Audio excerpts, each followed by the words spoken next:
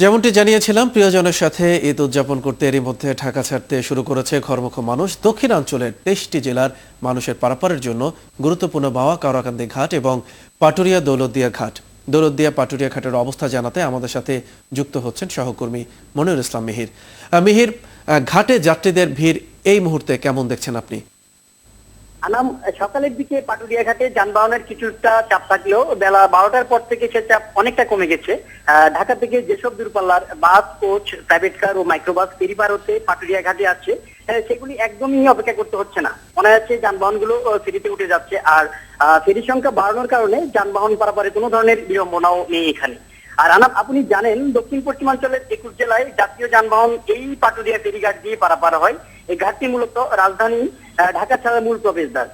ঘাটে যানজট না থাকায় স্বাচ্ছন্দ্যে ও নির্বিঘ্নে 21 জেলার যাত্রীরা ফেরি পার হতে পেরে সন্তোষ প্রকাশ করছে। আমি দূরপাল্লার বেশ কয়েকজন যাত্রীর সাথে কথা বলেছি। তারা জানিয়েছেন অন্যান্য বছরে ঘাটে এসে নদী পার হতে যে ঘন্টার পর ঘন্টা অপেক্ষা থাকতে হয়, এবার কোনো ধরনের বিড়ম্বনা নেই। আগামী দিনগুলোতেও যেন এ ধরনের সুষ্ঠু ব্যবস্থাপনা থাকে, তেমনটি তারা প্রত্যাশা করছেন। আনাম। মিহির, আপনাকে ধন্যবাদ।